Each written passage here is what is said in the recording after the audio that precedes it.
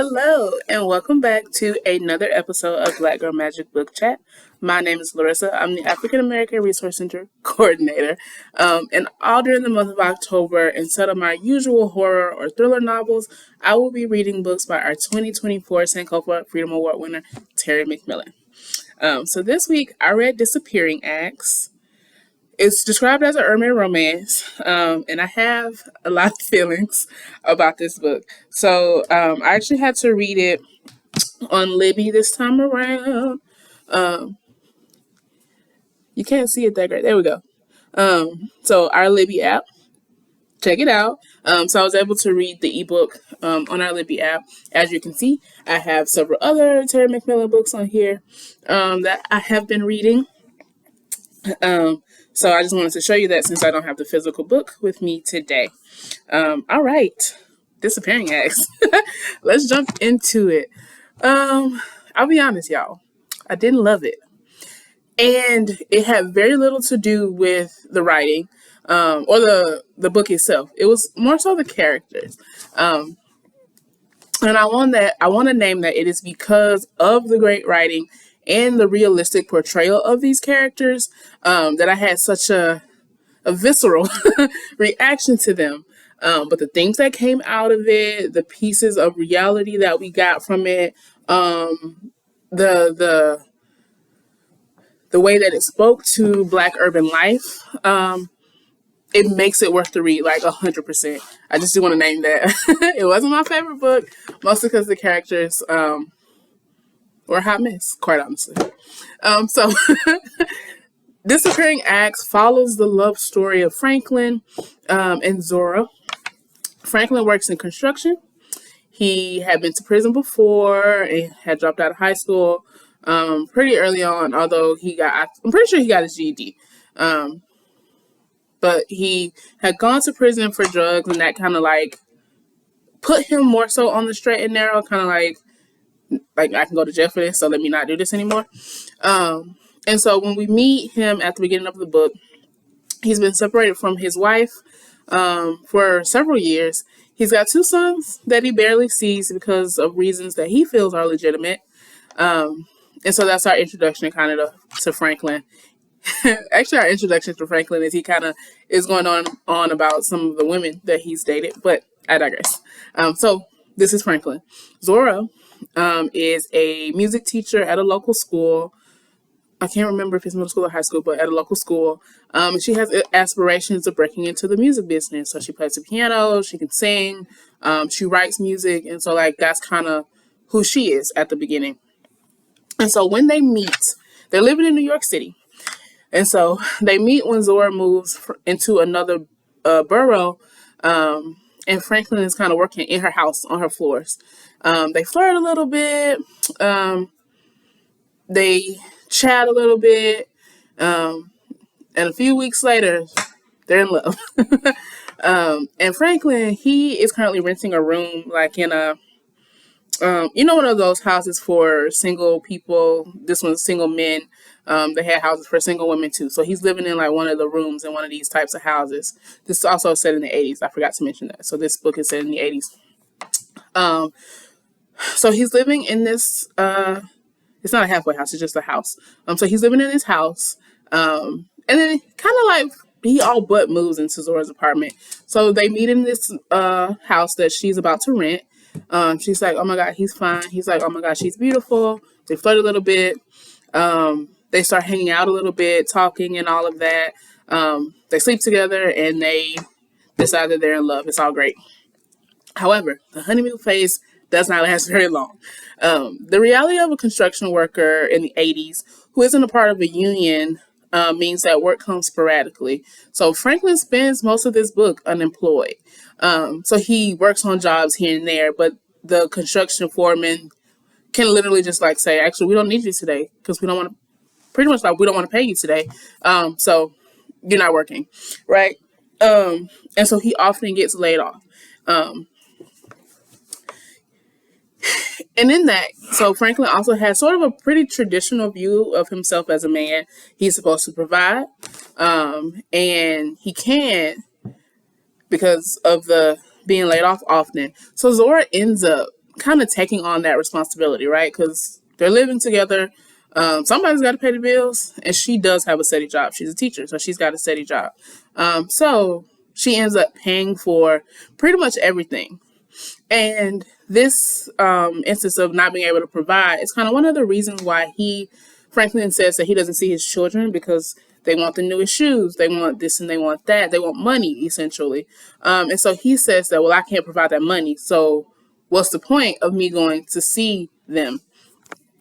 And not even what's the point, but I think you kind of see him be a little bit embarrassed, right? Like, I'm a man, I'm the dad, but I can't even buy my kids shoes. So he's a little bit embarrassed, and he feels like seeing them is useless because he cannot provide for them. And so we kind of see this often with him, right? This I can't provide, so I feel bad about it. And so as he continues to be able to do what he thinks he should do as a man, he drinks more, and he starts to become verbally abusive towards Zora. So meanwhile, Zora is, like I said, essentially taking care of him. And she's not hanging with her friends as much, because Zora's a person, she's got a lot of friends, like a tight-knit group of girlfriends, which Terry McMillan showcases in her books a lot. So she knows that he's separated. She knows that he's got kids, so she welcomes the kids over. She, the way she's portrayed is she is essentially a great, right? She's like taking care of him because she knows the trouble and the struggle, right? That he, as not only a construction worker, but a Black man construction worker, is going through. So she's like, okay, like when things pick up, right, you'll get it. So she's doing that. And so she's not hanging out with her friends as much, and not doing a lot of the things that she wants to do. And part of that is because Franklin feels like she should want to spend her time with him. There are a lot of places where sometimes they'll get into arguments, and he'll kind of say, well, that's what you get for listening to your girlfriends, right? It's almost this idea that, like, once they're together, she should not want to be with anybody else, girlfriend or not, because he is who, like, that's her man. And so that happens, so she doesn't get to hang out with her friends as much. And also, because Zora is financially independent, she's used to going places, right? And so a lot of these places that she used to go to, like out to eat and things like that, he cannot afford. And so he doesn't always want to go, because he cannot afford to pay for it, and she ends up having to get the bill. And so if they do go sometimes, he'll like kind of ruin the mood with his slick words and jealousy of the fact that she is independent and he's not. So things come to a head when Zora gets pregnant. And there's some pieces in there that I didn't love about, that really frustrated me about Franklin. Just kind of the way that he would say the things that he would say about her, like, oh, she's getting fat, but she's pregnant, so stuff like that. So this is kind of, like I said, it comes to a head for Zora and for me as a reader. And then she has this baby, and he gets kind of jealous of Zora's love for their child. And after some scary incidents, she makes a move out. And so what I think frustrated me the most about this book, or about the characters really, was Franklin's inability or his refusal almost to take accountability for his own actions. So in this book, we learn a lot about Franklin's home life, like who he was as a kid. And we see that he had a very verbally abusive mom. Like, now she legit was a mess. I will name that. And he did not live up to her expectations. And so she berated him. And so a lot of the things that Franklin goes through, he either blames on his mom or the white man. We see a lot of the white man. So at the beginning, we understand, right? This book is set in the 80s. And though his use of the FAGGOT word is far too liberal, we do see him as a decent guy, right? We see how the construction world treats Black men. We see him browbeaten by his mother. But we also see that he is intelligent. We see that he is talented side time, he likes to he does woodwork, like making furniture. So at the very beginning of the book, we see him like as a decent sort, right? But never do we really see until towards the end we see him own up to his own actions. He left his first wife because she got fat after having his 2 kids. He almost cheats on Zora because she dared to go out with her friends on New Year's Eve because he was feeling sorry for himself and wanted to stay in. And so over the course of this story, as he continues to feel like he cannot provide, as he continues to feel like his woman doesn't care about him, we see everything he does as a result of what someone else did to him. And never, okay, construction ain't working. Let me try to find another job, right? Let me do something in another field. Or my mom did treat me this way, but this is who I am now. We don't see that very much. And so as a reader and as a woman reader, I really do get frustrated with Franklin. We also see Zora continuously making excuses for his behavior, even when he no longer treats her well. And so it's hard to kind of see what she loves about him the more and more we get into it, especially because there's a scene where her friends ask her why she loves him, and she says he's good looking, he's good in bed, and he's not on drugs. Those are the reasons. And so it kind of takes him hitting rock bottom for her. And not even just him hitting rock bottom, but her having this kid and he hits rock bottom for her to be like, okay, wait, this no longer serves me. This can bring harm to me, which is not unrealistic, right? And that's the thing that I do appreciate about this book, is that it is real. People do often, right, let their demons, so to speak, kind of harm themselves and the people around them. We see it all the time. And so even though the characters themselves were frustrating, it was not a book that was easily put down, because you want to know what's happening. You want to know what Zora going to do, what is Franklin going to do.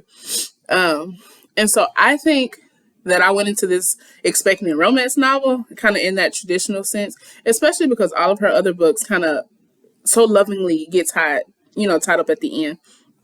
That's not what this is. We see Zora consistently putting herself last for the sake of having a man. And we see a man in need of therapy, in need of actually examining who he is and who he wants to be and how he wants to show up in the world. But outside of that, we also just see Terry McMillan's incredible writing. These characters are so distinct so she does dual POV. So we have chapters with Zora's point of view and chapters with Franklin's point of view. She doesn't even have to put their names at the top because it's so distinct. You know who these characters are. You learn so much about these characters. And 9 times out of 10, you know these characters. You probably have a friend like Zora. You probably got a homeboy like Franklin. Or, they are people who are real, who are identifiable. And so I like that. Even if I didn't always love the choices that they made. Even when I wanted to throw the book at the wall, right? I kept reading. Terry McMillan is good. So, y'all, give it a read and tell me what you think. Maybe I'm too much of a millennial to get it. Maybe I'm reading too far into it. But I liked it in the sense that Terry McMillan is incredible at what she does. It's the reason why she's a New York Times bestselling author. It's the reason why we wanted her to be our 2024 Sankofa Award Freedom Award winner. And part of that is that everything about being an African American is not hunky dory, right? We have stories that expand, that tell. We have people who are all over the map, is what I'm trying to say. And so I really appreciate this book for kind of pulling me out, like I said, of her stories that usually feature older women who are kind of in their, according to them, maybe past their prime, but I don't think so. But women who have lived whole lives. And this story is about 20-somethings trying to figure it out. And so I really appreciate that. Because as a person in my early 30s, I'm still trying to figure it out. So, like I said, read it. Tell me what you think. Maybe I'm doing the most, and maybe you have experienced things like this in a way that I haven't. That might give new perspective. It was good, y'all. It was a lot though. So next week I am reading It's Not All Downhill From Here, which is her most frequent latest Jesus, her latest book. Most recent is the word that I was trying to find, not frequent. So next week I'll be reading It's Not All Downhill From Here. I can't wait to tell y'all all about that. Until next time.